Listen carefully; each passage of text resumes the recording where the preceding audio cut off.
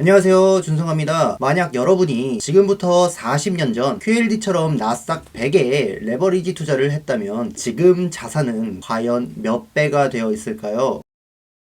2006년 6월 QLD라는 ETF가 상장했습니다. 나스닥 100 지수의 일일 수익률의 2배를 추종하는 종목이죠. 만약 여러분이 19년 전 투자했다면 지금은 71배가 되어 있을 겁니다. 적립식으로 투자했다면 투자하지 않은 경우보다 23배 더 많은 자산을 형성하게 되죠. 하지만 실제 QLD는 이 수익률을 따라가지 못했습니다. 거치식 48배, 적립식 19.6배로 줄어들었습니다. 사실 이것만 봐도 엄청 훌륭한 성과입니다. 그러나 단지 QQQ보다 결과가 2배를 초과했다고 해서 눈을 감아도 될까요? 사라진 연평균 성장률 2.58%, 71배와 48배라는 어마어마한 격차. 오늘은 AI와 함께 이러한 행방불명된 성장률을 추적하고 40년간의 백테스트를 진행해 보겠습니다. 그 전에 이 영상 벌써 흥미롭지 않으셨나요? 좋아요와 구독 한번 눌러주시면 감사드리겠습니다. 자, 여기 실제 결과를 보시죠. 같은 시기에 나스닥 100의 일일 수익률을 단순히 2배로 백테스트한 수익률과 QLD 실제 수익률은 명확한 차이를 보입니다. 이 차이는 단순한 운이나 시장의 변덕 때문이 아닙니다. 바로 ETF의 구조적 비용, 특히 암묵적 비용이 존재하기 때문입니다. ETF의 일일 수익률을 2배로 만들어주기 위해 기꺼이 지불하는 영역이죠. 그런데 운용수수료는 아시다시피 연간 0.95%로 명시적인 부분이고, 암묵적 비용은 비정량적이고 바로 이 부분을 AI로 분석하여 백테스트하고자 합니다. 먼저 할 일은 운용수수료 연간 0.95%를 일일 수수료로 변환하는 것입니다. 이를 반영한 백테스트를 진행하면 암묵적 비용을 알 수가 있죠. 흔히 스왑이자 이슈로 대두되는 우려가 여기에 있습니다. 엄밀하게 말하자면 100% 금리 때문이라고 말할 수는 없습니다. 그러나 AI를 통해 수천일에 걸친 데이터를 분석한 결과 QLD의 수익률이 나스닥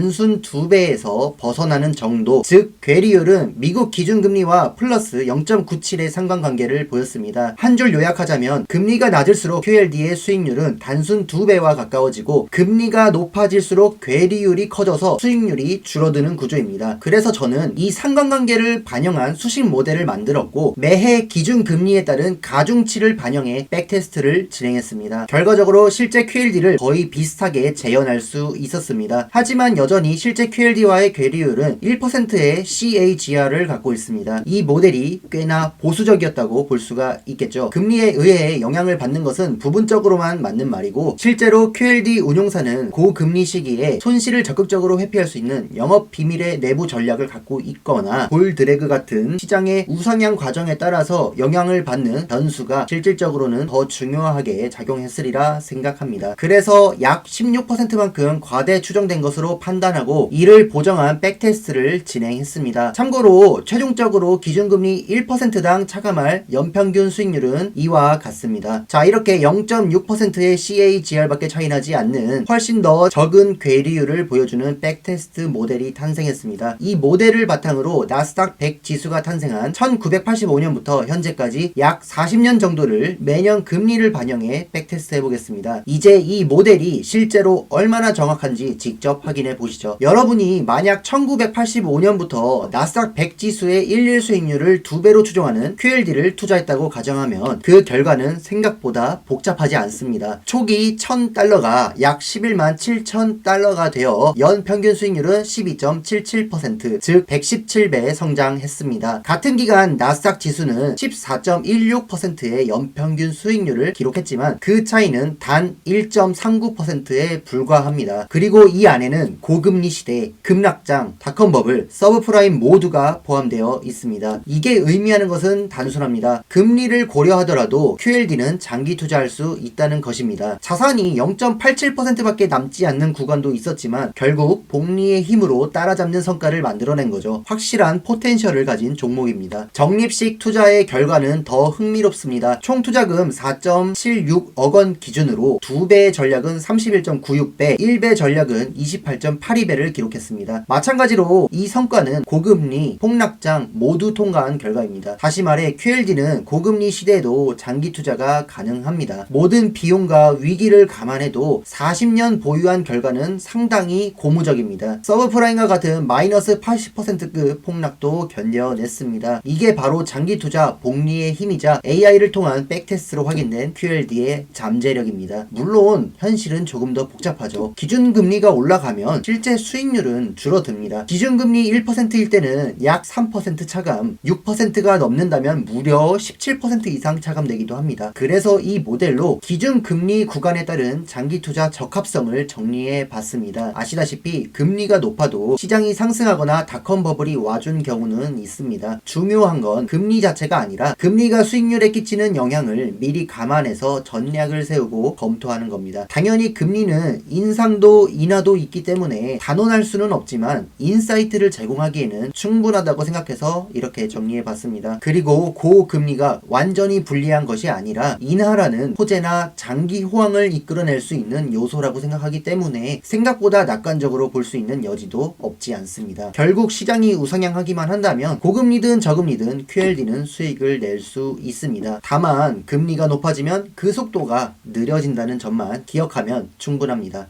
투자에는 직관력, 통찰력이 중요한데요. 당대에 주어진 몇 가지 단서들만으로 미래라는 불확실성 속에서 수익을 내는 결정을 해야 하기 때문입니다. 저는 이전에 백테스트를 직접 해본 적이 있습니다. 그러나 레버리지 ETF의 구조로 인해 발생하는 요인에 대한 판단은 시청자분들의 직관과 통찰력에 맡기고 변동성의 증가가 수익성 증대로 이어질 수 있다는 아이디어를 제공했습니다. 왜 암묵적 비용을 명확하게 반영하지 못했냐면 운용수수료나 기준금리에 의한 영향은 불변하는 고정값이 아니었기 때문입니다. 그리고 고금리 시대의 QLD 데이터도 아직 쌓이지 않았을 때였죠. 하지만 저는 이에 대해서 어느 정도 이해하고 있었기 때문에 2배를 넘는 배율로 장기 투자는 하지 않고 있었습니다. 저도 어느 정도는 직관과 통찰에 의존해야 했지만 금리 인상기에 실제 QLD 데이터가 충분히 쌓였고 마침 AI도 분석에 활용할 수 있는 시대가 되어 이처럼 검증할 수 있었습니다. 단순히 감이 아니라 근거와 수치로 판단할 수 있는 투자 전략을 세우고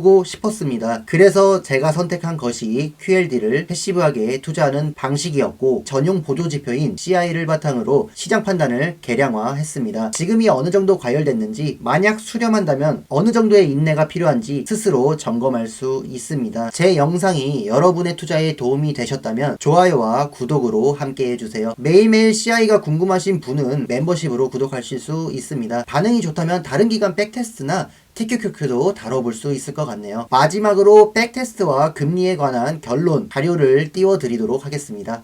캡처하셔도 좋습니다. 저는 앞으로도 레버리지 ETF 패시브 투자의 가능성을 조명하고 이를 실천하는 모습을 계속 공유드리겠습니다. 감사합니다. 준수선거였습니다.